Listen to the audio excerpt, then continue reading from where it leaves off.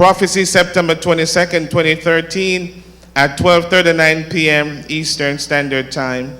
In a vision, a well-known church leader seeks interpretation of a vision from a little-known church leader. The interpretation depicts a major earthquake in the southwest region of the USA.